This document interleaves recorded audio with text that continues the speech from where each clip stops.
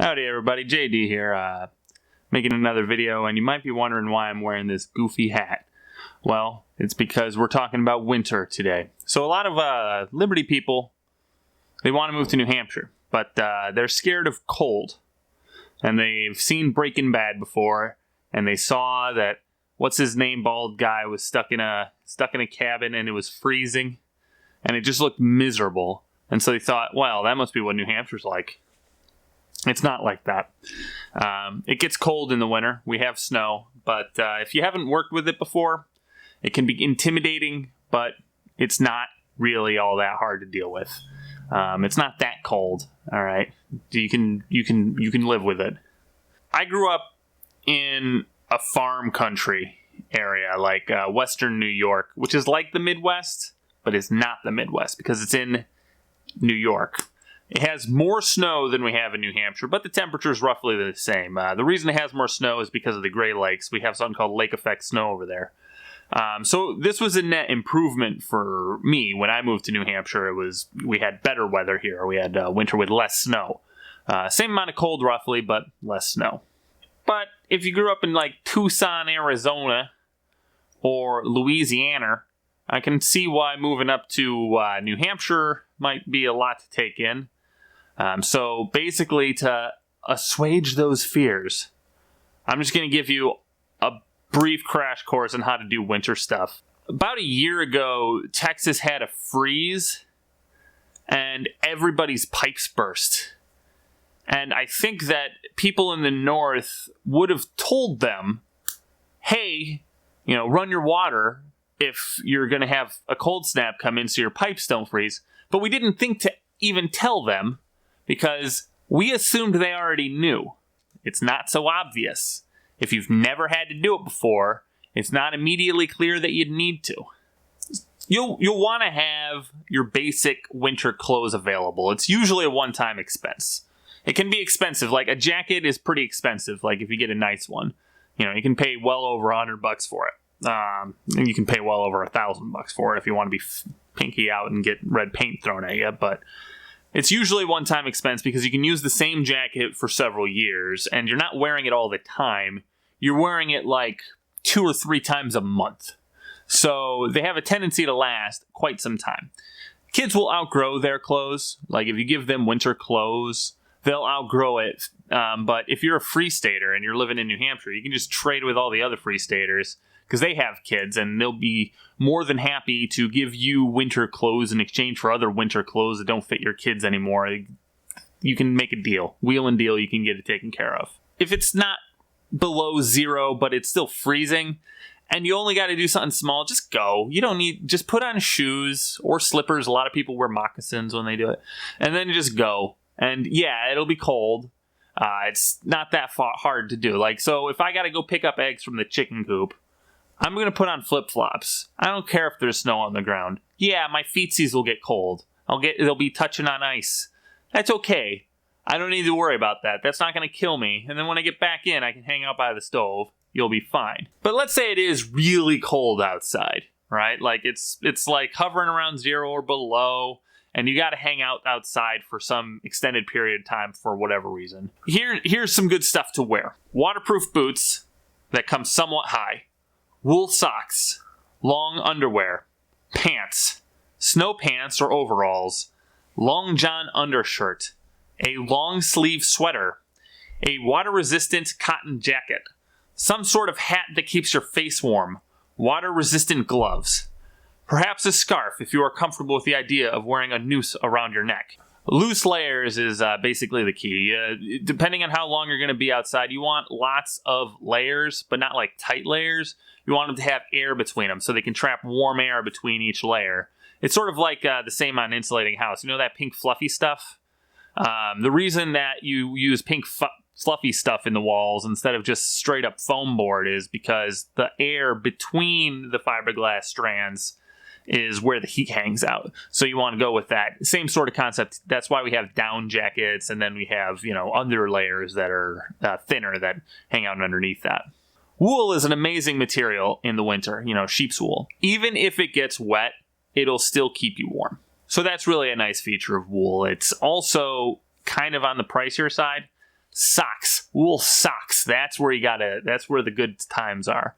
Make sure you get a nice pair of those. You can just wear them indoors and you won't need slippers, and it will keep your tootsies warm. And that means you can set the thermostat lower. And if you keep the thermostat lower, you can spend less money on heat. And if your feet are warm, the rest of you is warm anyway.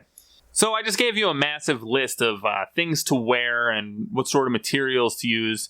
But here's a hint. I never wear any of that crap. I have it, but I rarely wear it. Because in reality, it's not 1939. You're not occupying Poland. You're going to the driveway. You're wiping snow off your car. And then you're going to hop into the car and it will be heated in the car. If you just learn to deal with it and ignore it, then you're well better off than, you're going to save yourself a lot of time. But you need to have that available just in case you're going to be outside for a while.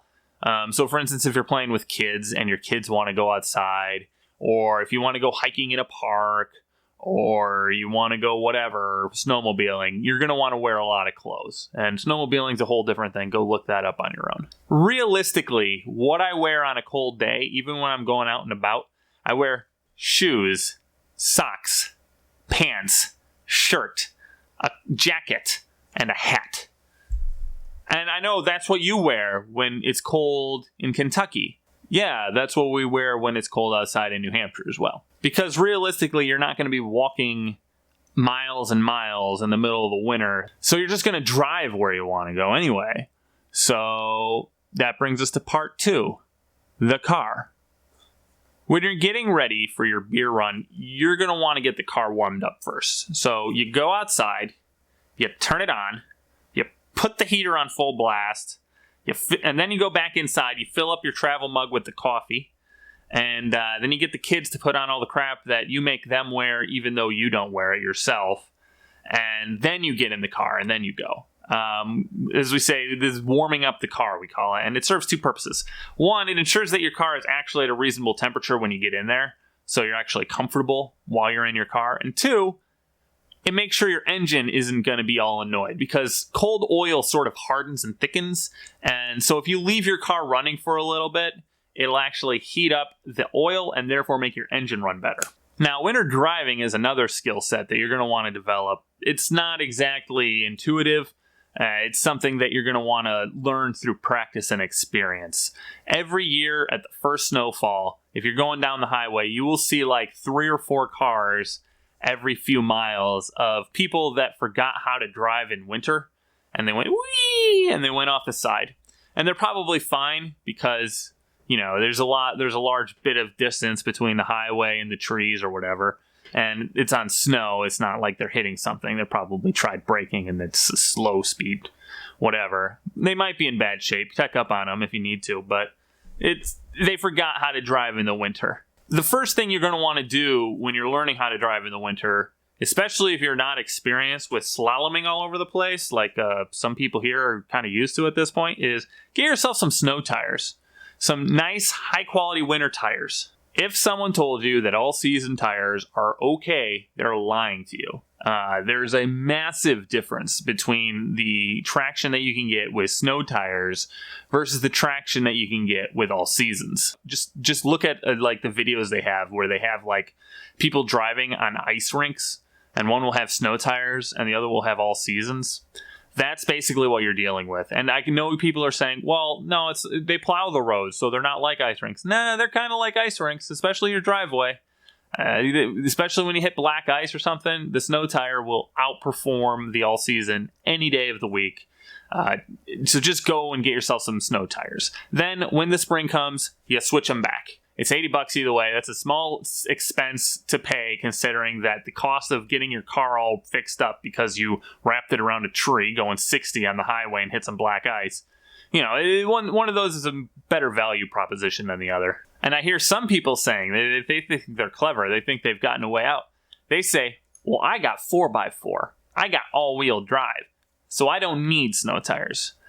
Yeah, you do. So most vehicles are 4-wheel brake, meaning that when you hit the brakes, all 4 of the wheels stop, and then they have ABS, so it goes instead of like, but it's 4-wheel brake. Now, 4-wheel drive only helps you move. It doesn't help you stop. You have no advantages. If you have a four-wheel drive vehicle, you have no advantages in stopping versus a two-wheel drive vehicle. That's not to say four-wheel drive is bad in the winter. Four-wheel drive is great in the winter, especially if you are too lazy to shovel your driveway like I am. You can get out of tight spots and you can get onto the road very easily. You also have better split times at intersections. So if you're accelerating once the light turns green, you can get through the intersection faster. So that helps out traffic. That's always good. They're just generally very useful, especially in thick snow or anything like that. They have their advantages. That being said, if you're going around a corner and you're going too fast, you're still going too fast. You still have 4 points of contact on the road, just like the two-wheel drive vehicle is. So you're still going to want to drive a little bit slower and also get some snow tires. That's not to say, however, that four-wheel drive is 100% necessary in the winter. You can have a two-wheel drive vehicle and you'll be just fine. Both of my vehicles are two-wheel drive. However, you would rather have a front-wheel drive vehicle than a rear-wheel drive vehicle. Unless you like doing stunts, then it's more fun to have a rear-wheel drive vehicle. One of the benefits, one of the features of a rear-wheel drive vehicle is that you can get that ass end out. And that's a lot of fun when you're on the racetrack. It means it's more fun to drive in the summertime. You don't really want the ass end slipping here and there, though, in the winter. It's better to have front-wheel drive in the wintertime. That's not to say that you can't learn to drive just fine with a rear-wheel drive vehicle. That just means that you're going to want to drive a little bit slower, hit those brakes a little bit less, and just be a little bit more careful overall. But front-wheel drive is better than rear-wheel drive in the wintertime if you want to keep your family safe. But I hear you saying, I'm lazy. I don't want to shovel my driveway, and I can't afford a 4x4. How do I get out? Well, it's simple. You rock it out. There's different ways to do this, depending on whether you have a stick shift or an automatic. And it's still useful even in 4x4s because, you still have, this is still just another tool in the toolbox for you. But for a stick, you're going to want to put your vehicle in gear. I would suggest second. And then when you're leaving your driveway, you just sort of let off the clutch and then the vehicle will start to move. And then you put on the clutch and then it will roll back. And you let off the clutch, it will go forward. You put in the clutch, it will roll back. You do that over again and you go dunk, dunk, dunk, dunk, dunk, dunk. And you just sort of beat your way through the snow. And eventually you'll get out. And the reason you're going to want to use second gear in a stick, you don't have to. You can try it in first, but second gear is usually good in my experience because it prevents your tires from spinning out. So you can maintain traction while you're moving through the snow. So while you're digging this trench with your tires through the snow, eventually you're going to want to get some speed going, and then you can just hit it, and then you can just drive your way through. Or you'll high center your vehicle. Either way, you're good. For an automatic, it's the same concept, except a lot more of this. You can't just let your clutch do the work for you, which I guess is good for your clutch, but you're going to want to put it in drive or reverse, depending on which direction you're going.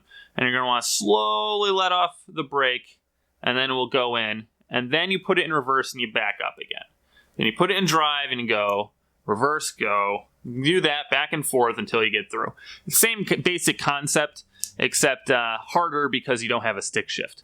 And remember, you're never going to want to spin your tires. I don't care if you're in an automatic. I don't care if you're in a 4x4. If you spin your tires, that heats up the wheels. And then when they grip the ice, they're not really gripping it, they're melting it. And that just makes it slick. And that means you're never going to get anywhere. Avoid the temptation. You're just going to ruin your tires and you're not going to get any closer getting out. Ever notice the thermometer on your dashboard? Have you ever considered what it's there for? It's there so you know when black ice is about to form. How you use it is very basic. You look at the road. Is it clear? Is it over 32 degrees outside? Then you're fine. You can just drive normal. If it's 32 degrees or less, you're going to want to be careful. Because that's where trace amounts of ice start freezing on the road. And that's when you're going to want to really slow down. And don't worry about that guy behind you. Just drive a little bit slower. So black ice is when a road is frozen with a very thin glaze of ice. And it's not easy to spot a lot of times for people who aren't used to looking for it. It's kind of shiny. The best way to find it is to see reflections on oncoming vehicles or any other thing. A cold black road should not reflect headlights unless it's got black ice on it. It may rain, but if you're watching your thermometer, if it's less than 32 degrees and you're seeing the headlight reflections of the vehicles in oncoming traffic, that's a good sign that you're in black ice territory. Slow down. And I know you're thinking, oh, well, you know, I'll just, instead of driving 10 miles per hour over the speed limit, I'll drive the speed limit. No. You drive slower than that. Use your brain. It takes some calibrating to figure out what your vehicle can actually do. But as a general bet, if you're used to driving in the rain and slowing down in the rain, you gotta drive like way slower than that when it's black ice. Don't use other vehicles for judgment either, because there's some people on these roads who are just like, they've been driving in snow their entire life. They have the most expensive snow tires on their vehicle. They don't care. They'll blast through black ice at 60 miles per hour because they just know how to drive in that shit, and their insurance policy covers it, and they don't give a shit. You're not that guy, though. You can't do that. Just drive slow, and if they have the balls to pass you in the middle of the winter when there's black ice all over the road, then you might get to see their car do a ballet move, and that'd be pretty cool. But don't worry about them. If they need to pass you, they'll pass you. That's on them, not you. Most of the accidents that happen in the winter aren't as deadly as those that happen in the summer, because the ground is more padded in winter. So if you have 2 feet of snow off the shoulder and you hit that's a lot nicer to hit than hitting a tree. It's and also, since everyone's just driving slower in the winter, even if you do get in an accident or a bit of a fender bender, it's less likely to be deadly. So I'm pretty sure I hammered that point home. So how about we talk about your undercarriage instead? Cars in the Northeast don't last very long relative to ones in the South. The reason for this is there's salt on the roads that the plows put on there, so you can get extra traction, and also so they can melt ice that's on the road. That gets chucked up into your undercarriage of your vehicle while you're driving, and it just chomps away at the steel and makes things rust out quicker. So you're going to want to use undercarriage treatments of some sort. There's a lot of ways to do it. You can use Cosmoline is a very popular option. You know, the stuff that your Mosin is all packed away in. You can get waxes. Most of the car washes around here, they'll wax up your vehicle with whatever, and they'll spray directly underneath. But you're going to want to consider it at any rate. Whatever you plan to use, I don't care what it is, just make sure you're doing something about your undercarriage if you want your vehicle to last longer. In the wintertime, you might see people stand their windshield wipers up. So if this is the windshield, their windshield wipers sticking up when they're parked. And you may wonder what the hell they're doing that for. And I'll tell you what the hell they're doing that for. They don't want the wipers to freeze to the windshield if it rains. So think about it. Your car is warm on the inside. That heat permeates out after you park. Any snow that's falling will melt, and then it'll freeze once it's cold again. Or if it's raining with freezing rain, the same sort of thing will happen. If your windshield is like this and your windshield wiper is directly on the windshield, congratulations, it's stuck now. However, if it's sticking up, not so much of a big deal. And when it comes to your windshield wipers, there's winter windshield wipers. They work in the summertime. You can just use them all the time. I recommend silicone, but you're going to want to use winter ones because they don't have exposed springs on them. They're all wrapped around with rubber to protect the internal bits from all the dust and dirt and crap that's in the air. So you're going to want to use those. Another good idea is to keep a spray bottle of isopropyl alcohol and water. You spray that on your windshield, and if it's a thin glaze from the morning frost that froze on your windshield, it's a pain to scrape it all away, but you just doing that, it'll melt right off. You'll be fine. But you might have 3 feet of snow in one day, like we did recently. And if you want to drive somewhere for like an emergency or something in that sort of situation, you're going to need a brush and a scraper tool. Keep them in your car. Just keep, like you have your driver's side right here, just keep them right here, right by the door. And that way you always have them available, because it might snow wherever. You might get 2 inches of snow and you need to brush off or whatever, but you're always going to want to have that around. You can get little scraper tools for like $5. Those are good for like, getting off ice. And you can get like, the more expensive brushes and the fancy pusher kind for like anywhere between $20 to $50. It's just a necessary expense.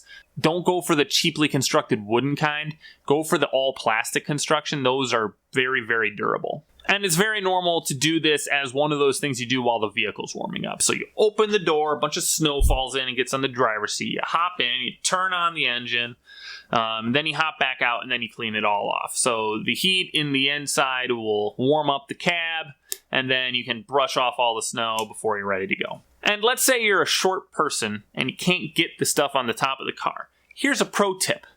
Go into the road, get a good bit of speed going, and then slam the brakes really freaking quick. All the snow that's on top will go woof. It's great. Do it sometime. Remember to get the snow off your mirrors and your headlights as well, and the tail lights, because if you have a bunch of snow on your brake lights and your tail lights, people will just be annoyed at you, so just take care of that. Don't be a Massachusetts person. I think that about wraps it up for cars. I do have a bit more of advice for you when you're not used to driving in the snow, but it's an acquired skill. So if you're worried about it, here's what you do. You get a friend, you find abandoned parking lots with lots of snow in them, and then you just blow donuts. And yeehaw NASCAR, you're having fun and you're learning at the same time. You do this in abandoned parking lots and you're golden. If the cops bother you, just tell them, hey, we're learning, and then they'll be like, oh, okay. Unless it's the property owner, then get out because, they don't want a bunch of donuts in their driveway. Part 3, the house. Heating your home in the winter is super important for obvious reasons. So I'm just going to get into some of the ways you can do that. Sometimes you don't have a choice in the matter, sometimes you do. But here's the differences between them. So that way, if you're buying a house in New Hampshire or you're renting an apartment, you know what you're going to get. 1, electric heat. This is by far the most expensive way to heat your home. If there's a power outage, you're screwed. Electric heat may be what you're stuck with, but you're going to want to have a backup just in case there's a power outage, because we do occasionally have those in the Northeast. Not as frequently as California, but we do get them. Also, it's the least efficient way to heat your house, and I'm not saying like, oh, what about the environment? No, I mean it's more expensive to heat your house this way, because it just converts electricity into heat, and you're paying for that electricity. So you're heating your house with money, and no matter how you slice it. So you're going to want to reduce the amount of money you're spending on heat so you have more money to spend on drugs. Number 2, wood. Heating your house with firewood is an excellent choice if you have the spare space to store all the wood. If you don't mind playing an active role in your heating by chopping the firewood, making the kindling, and then throwing logs in occasionally, this is a great choice. It also works excellent if there's a power outage because there's not really any electricity required for wood heat. Make sure you buy your wood 6 months in advance.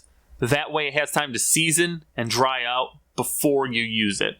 You're not going to get as much heat, and it's not going to burn as easily if you're using fresh stuff. If you're using greenwood's what we call it. If you're using greenwood, it just won't do as well-seasoned, dried-out wood. You're also going to want to clean out your wood stove or fireplace's chimney every year. You can hire a guy for that, or you can do it yourself and get yourself filthy and get your wife mad at you. And basically what this does is it gets rid of the creosote that builds up in the walls, and it prevents chimney fires.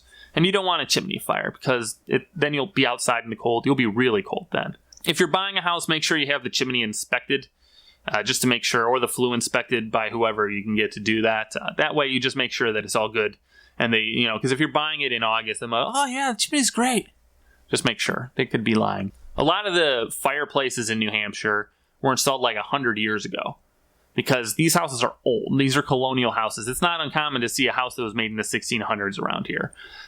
Do you want to use a chimney that was constructed 400 years ago, 100 years ago even? No, you don't want to use that. You're going to want to get it inspected first, make sure it's okay. And a lot of people, they have the fireplaces, but they seal them off because if you have the fireplace open, then cold air can get in. And if you're not using it anymore because something's damaged in the fireplace and smoke comes out and it's a fire hazard, then what they do is they like the looks of having a fireplace in their living room, but they don't want to actually use it. So they seal off the chimney with bricks.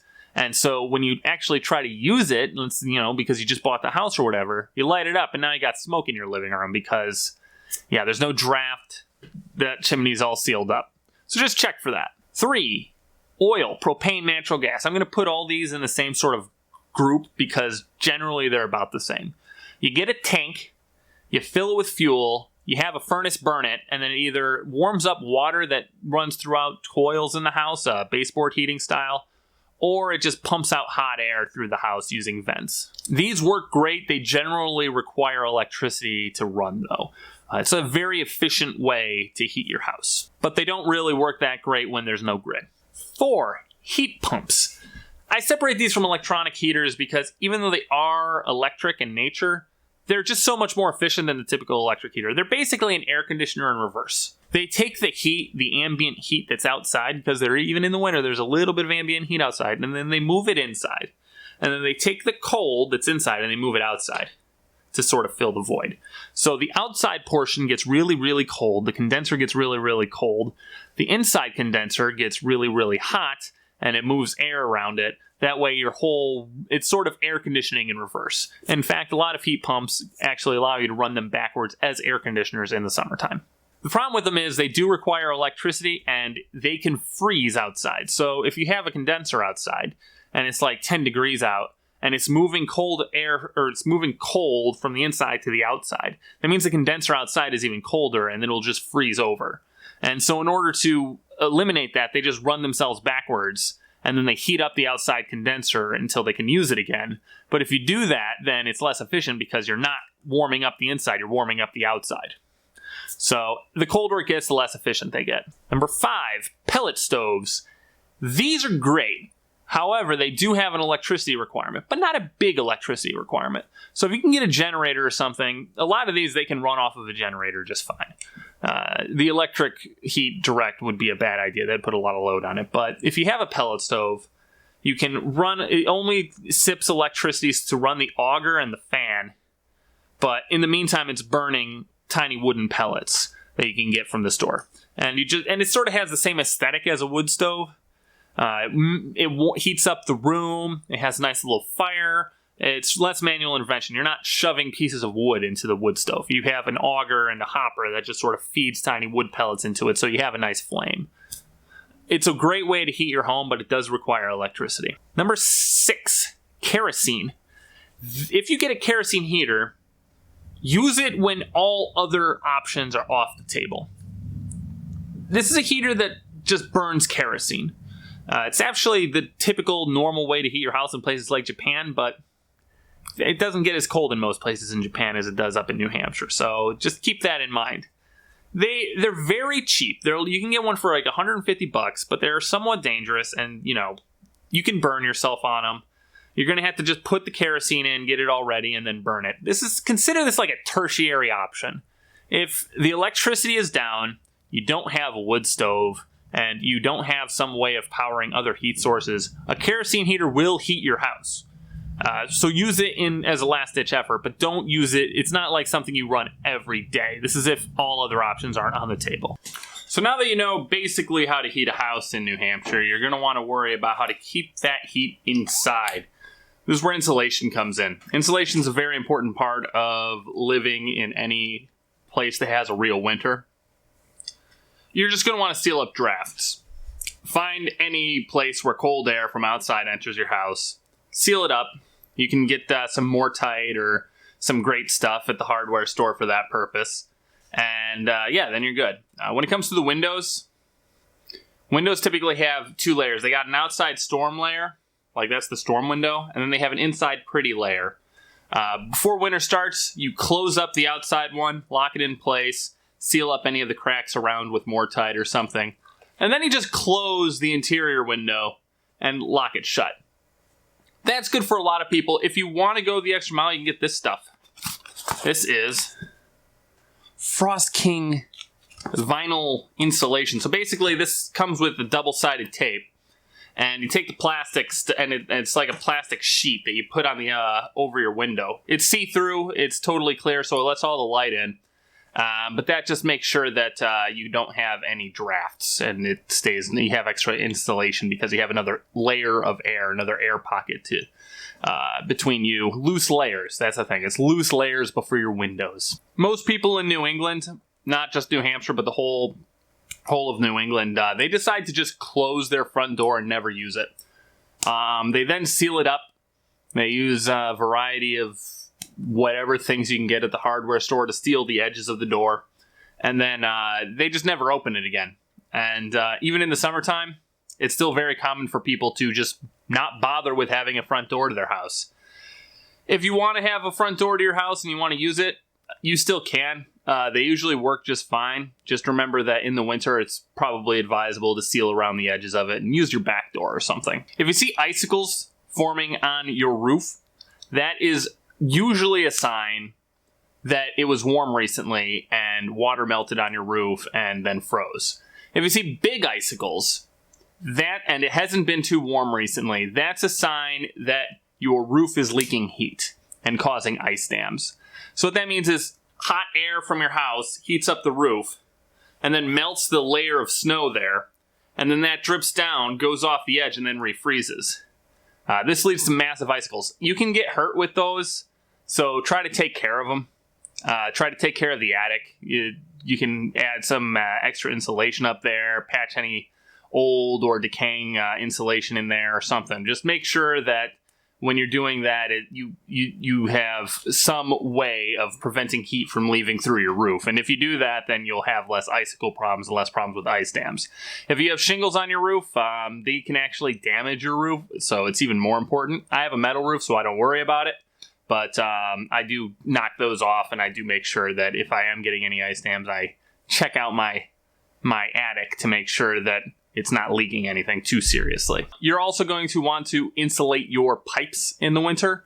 So when you're talking about the pipes going to your shower or to your sink, a lot of times those run in the basement, and your basement might not be heated.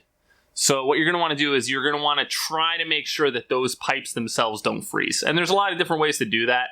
One big important one: turn off the hose before it starts getting cold in the wintertime. And that'll prevent ice from going back up and causing freezes throughout the rest of it. If you just close it off, that sort of heads it off there. You can still freeze. The pipes can still freeze. If the pipes do freeze, they'll break open. So you're gonna want to pay attention to it. You can get insulation. There's pipe insulations. It's like it has a 1-inch hole in it, and then it glues around there. It's opens up and then glues around there. It sort of looks like any of the cable management things out there, but it's just a pipe foam. And you put that around the edges, and that sort of helps keep it nice and draft free around the pipe, and that decreases the chances of it freezing. If you're going to be leaving the house for a while, let's say you're going to be visiting family in another state, or you're going to be going on vacation or something like that in the winter. I don't know, maybe you're going up to the White Mountains to go skiing. Who knows? You might want to make sure that your water is kept running. This is especially important, so if you're going to be leaving the house, you might set the thermostat to go all the way off. That's perfectly fine to do. It's just saving you on your electrical bill, but you're going to want to run the water if you're going to do that so your pipes don't freeze over. But if your pipes do freeze over, you're not totally screwed. As long as they haven't split open, you should be good. What you're going to want to do is you're going to want to take some hot water and then run it across the pipe. To get the water, you can just use snow, or you can just grab it from the local creek or something like that. Whatever you got to do. Worst comes to worst, you can steal it from your toilet, as long as that's not frozen. But boil up some water and just slowly pour it over your pipes, and it should thaw it out. If you don't have any water available to you, or if your stove is broken or whatever, maybe whatever you got going on, you can use a hairdryer or a heat gun. Those will solve it. Just make sure to keep it moving. As soon as you get a little bit of trickle out of the faucets after thawing it out, you're going to want to turn it on full blast, because that unfrozen water is going to slowly melt away any of the frozen chunks of ice that are in your pipes, as long as the water is running. So you can keep doing that. And then you can also fill up another bucket and heat up that water and pour it on there too. That's also something you can do. Part 4, miscellaneous tips. In the winter, air gets dry.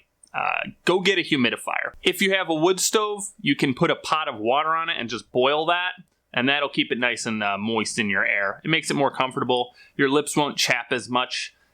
Your nose won't get as dry. You'll just be better off overall if you increase the humidity in your home during the wintertime. In the winter, you're more likely to spend time indoors rather than outdoors, and if you are going outdoors, you're likely to be wearing more clothes. So that means that your body doesn't get as much sunlight, which means that you might have a little bit less vitamin D. I find that having vitamin D tablets makes me happier in the wintertime and less grouchy. So other people might appreciate it if you take some vitamin D supplements. You're probably not going to die from a lack of vitamin D, but you might be slightly more on edge if you don't have it. So just get some. It's like $20. You can get a bunch of them, and it'll last you the whole winter. I've already mentioned wool socks, but seriously, go get some. High quality ones, either the Smart Wool or Murano wool, whatever. They're worth it. If you have like 6 or 7 pairs of wool socks, you can just wear them around the house wherever you go. and your feet will be warm, and therefore the rest of you is warm. You know, I don't care. I could be walking around naked except have wool socks on in the winter, and I'm fine. You know, anything over 50 degrees, I'm golden as long as my feet are warm. Common trick that people do in New Hampshire is they set their thermostat low at night and then increase it in the daytime. So at night, they might set it to like 55, and the house will get nice and cool during that time, but then during the daytime, they set it back up to 70 or 65 or somewhere around there.